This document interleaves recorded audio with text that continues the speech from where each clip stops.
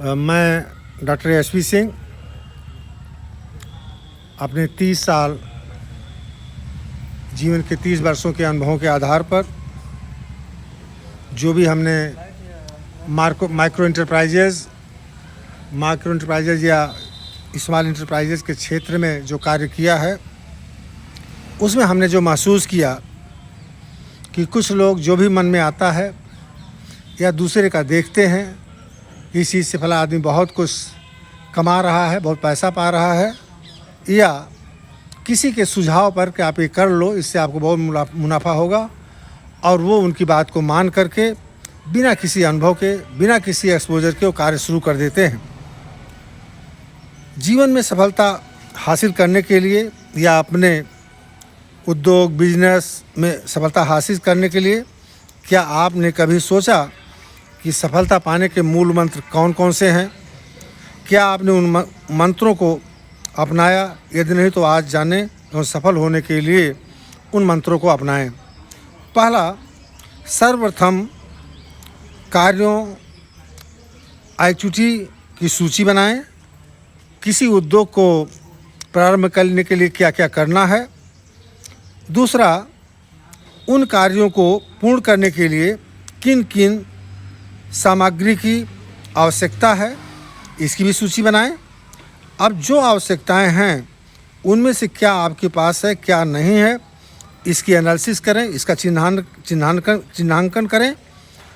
उपरोक्त में से जो आपके पास नहीं है वह कैसे होगा, उसका भी नियोजन प्लानिंग करें। कौन करेगा, कहाँ करेगा, कैसे करेगा और कब करेगा। फिर नियोजन के क्रियान्वयन हेतु एक्शन प्लान बनाएं और उस एक्शन प्लान के अनुसार कार्यों का क्रियान्वयन सुनिश्चित करें। दूसरी बात, कार्य अगर कोई चीज़, कोई उद्योग, कोई बिजनेस आप शुरू करना चाहते हैं तो आप एक बात का और ध्यान रखें, जो मूल मंत्र है कि जो चीज़ आप प्रारंभ करने जा रहे हैं क्या उसकी तकनीकी उपलब्धता है, टेक्नोलॉजी अवेलेबिलिटी है, क्या रॉ मटेरियल की अवेलेबिलिटी है, और साथ ही साथ जो प्रोड्यूस पैदा होगा क्या उसके मार्केटिंग की भी व्यवस्था है या नहीं है। इन तीनों चीज़ों का कार्य शुरू करने से पहले आप सर्वे कर लें। अगर ये तीनों चीज़ें उपलब्ध हैं तभी वो क्रियाकलाप आप प्रारंभ करें। फिर हमेशा ये इस बात पर विचार करें कि जो मूल प्रोडक्ट या प्रोड्यूस हम तैयार करने की सोच रहे हैं या कर रहे हैं, क्या उसके साथ हम कोई बाई प्रोडक्ट तैयार कर सकते हैं? क्या आप अपने बिजनेस का डाइवर्सिफिकेशन कर सकते हैं? यदि इसकी संभावना है तो उसको भी अपने एक्शन प्लान में ज़रूर इंक्लूड करें। सलाह है मेरी कि हमेशा पॉजिटिव रहें, जिससे आपको, जब आपको पॉजिटिव ऊर्जा मिलेगी तो आप बहुत ही लगन, मेहनत और हमेशा उसको लगन से आप अपना कार्य करेंगे। हमेशा आत्मविश्वास बनाए रखें, सेल्फ कॉन्फिडेंस हमेशा बना रहना चाहिए।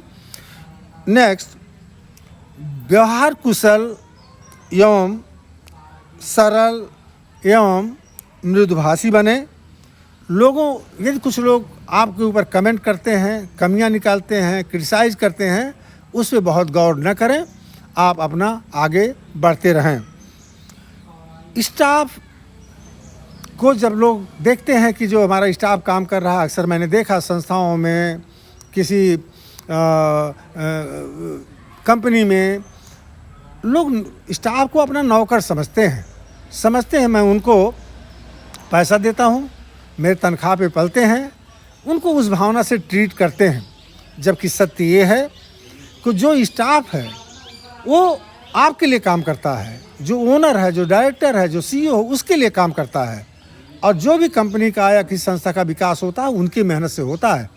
तो मेरा सुझाव है, स्टाफ को अपने परिवार का समझें, अपना समझें, और उनके सुख दुख में तो खड़े ही रहें हमेशा, लेकिन बहुत ज़रूरी है कि अपने स्टाफ का क्षमता विकास करते रहें, अपने स्टाफ का इनकरेजमेंट करते रहें, उनका उत्साहवर्धन करते रहें और उनके सुख दुख में साथ खड़े रहें। यदि आप ये सब चीज़ें करेंगे तो आपका स्टाफ 100% देगा और आपका ही फ़ायदा उसमें होगा, आपकी ग्रोथ होगी, आपकी कंपनी, आपकी संस्था ग्रो करेगी, आगे बढ़ेगी।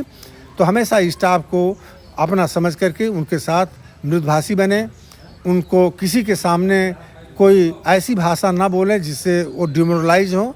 तो हमेशा अगर कोई बात कहनी भी है तो उनसे अलग से कहें, प्रेम से कहें, मृदुभाषी बन के कहें, उनका उत्साहवर्धन जिससे बना रहे। Thank you very much.